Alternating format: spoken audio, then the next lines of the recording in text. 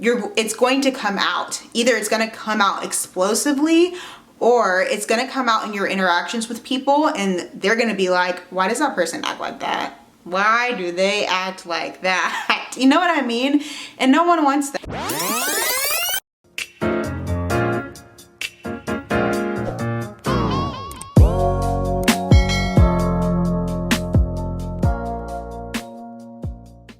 Hey guys, welcome back to my channel. Today's video is going to be episode 2 of our self-care series. If you really enjoyed the series so far, please give this video a thumbs up and hit that subscribe button. It really helps me out here a lot, and it helps me know if you guys like these types of videos. I really like chatting with you about these types of concepts, so let me know if these videos are super helpful for you. Full transparency, vulnerability is hard for me. So when I am talking to you about this, or really guys, anything, I am like walking with you through it. And also I'm very aware that at some time or another, we all struggle with these things. We all struggle with confidence. We all struggle with vulnerability, self-esteem, taking care of ourselves, all of those things. So the 2 topics that were just very plain that I knew I needed to discuss within the self-care series was confidence, and I've already done that one, and then vulnerability. So why is vulnerability important to self-care? Guys, again, when you are caring for yourself, caring for yourself beyond just like, you know, doing the physical things like taking a bath, eating chocolate, those types of things. Again, those things are great. You will never hear me talk someone out of eating chocolate. However, you don't get down to the root, the issue, the real triggers until you're vulnerable with yourself. Before you can be vulnerable with anybody else, you gotta be vulnerable with yourself. Before you can be vulnerable with your therapist, before you can be vulnerable with your friend, be vulnerable with yourself. So what does that look like, guys? So the really interesting thing about all of these topics that I'm talking to you about is that it's parallel with what we all kind of know as self-care. So something that's really helped me with vulnerability is journaling. And so you might see that on Instagram. Get a journal, write down your thoughts, release, blah, blah, blah. But if you're not vulnerable in the release, then what are you releasing? It's like, okay, this is like, I love analogies. It's like when you have a cup and it has the snow cone or whatever, or an ice cream cone, and you just eat off the top part that's showing, and you're like, I don't have any more ice cream. All my ice cream is gone. But there's still ice cream down in the bottom of the cone. So for some of us, there's some stuff in the bottom of the cone, and we think we've gotten rid of it all, but we just have to dig a little deeper. I wrote something down that I wanted to read. Vulnerability teaches you a lot about yourself, right? It teaches you a lot about yourself. It helps you to piece together the circumstances, the instances, the things that may have happened with you, because sometimes we see the like different things that happen to us as isolated events instead of being able to thread them together. And what should be happening is that when you're threading these events together, your perspective on the overall situation changes, and you're able to be nicer to yourself, and then you're able to be nicer to other people. See, it's all related, guys. Like self-care, vulnerability, confidence, all of that is super, super related. That's why it's super, super important to be able to understand it. So vulnerability is like the courage to be who you really are and ask for what you really need. Let's repeat that. Vulnerability is the courage to be who you really are and ask for what you really need.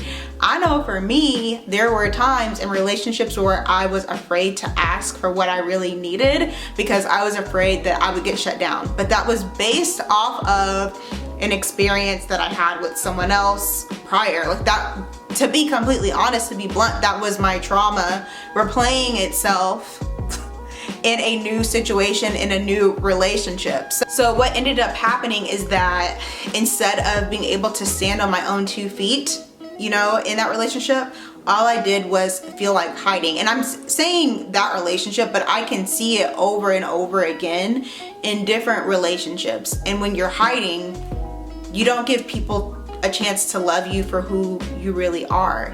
Like, and that's really what all of this is about, like self-care, loving yourself, like setting boundaries, letting and allowing people to start, you know, relationships with you, whether they be like friendships or a relationship with a partner, and establishing those boundaries. But you don't get what you want as a human. And what I mean by that is that as a human, we want to be loved and seen and known, but trauma, pain, etc., confusion, all these things makes us feel like we have to hide. So we can be in a room with someone that we care deeply about, but still be hiding. And what we're doing is taking away that person's chance from knowing and seeing us, but also loving us. And we're also taking away our own chance from being known and seen and loved.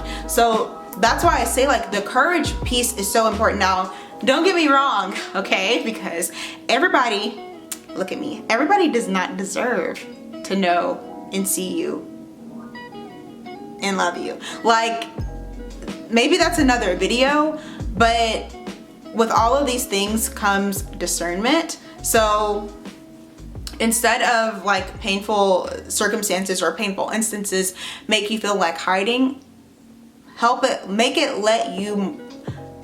that be the thing that makes you more discerning. So a way to become more vulnerable is to practice. I think I mentioned this in my confidence video, but it's so important to practice confidence. It's so important to practice vulnerability. So again, you can practice it in your journal by journaling and being more vulnerable there. You can practice it with people that you trust, whether that be members of your family, close friends, etc. You can practice it with a therapist. I mentioned this in my other video, I'm just a big advocate for therapy, because I think I read a quote somewhere that was like, people have to go to therapy because the people that they were entrusted to wouldn't go, or something along those lines. Essentially saying, like, whether it be like your parents, an ex, a friend, or whatever that has caused some type of trauma, if everyone would be, you know, making sure their mental health is where it needs to be, less people maybe would need to be in therapy. That was essentially the quote. I totally misquoted it, so I hope that you get the gist of what I'm trying to say. Another thing that I kind of looked up that I thought was so important and so key is that you have to become familiar with the feeling of vulnerability. And I think a lot of people are scared. Like, a lot of people, me included, in the past have had like a physical reaction to vulnerability. So like, yes, I'm anxious, but my heart is beating fast because I'm having to share something about my life. Or yes, I'm vulnerable in this moment, but like, my eye is twitching a little bit, you know what I mean? So like, but the more you are vulnerable and the more a safe space is created for you with the people that you know you can trust. I keep going back to that because that is important. If you don't feel safe, like if a person hasn't created a safe space for you, meaning like in this space you can tell them stuff and they will talk to you like they would talk to 5-year-old Ash. I'm gonna keep going back to that because that's so important.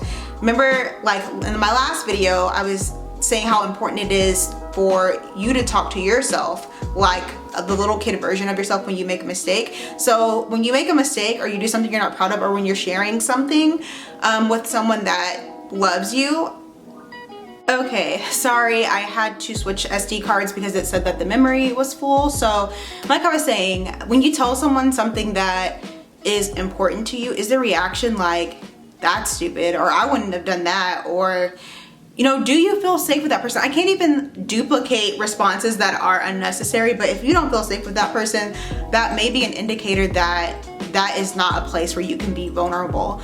The last thing I kind of want to say is that vulnerability is important because if you're not vulnerable, first of all, as human beings, we're not made to not be vulnerable. Like I was saying, we're made to want to have deep connections with other humans. We're made to want to have deep connections with God. I'm a Christian, so that's my perspective.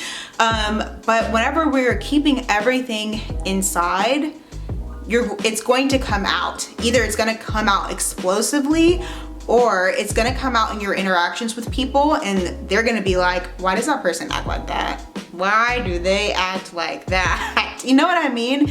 And no one wants that. No one wants the people that we love, the people that we want to feel the best, our kids or whoever, to feel anything other than loved from us. So I hope that video was helpful. I'm trying to make this a digestible 4-part series. So I did confidence, this is vulnerability, and then I have 2 more. But if you have a suggestion on a topic that you'd like me to do, please let me know in the comments below.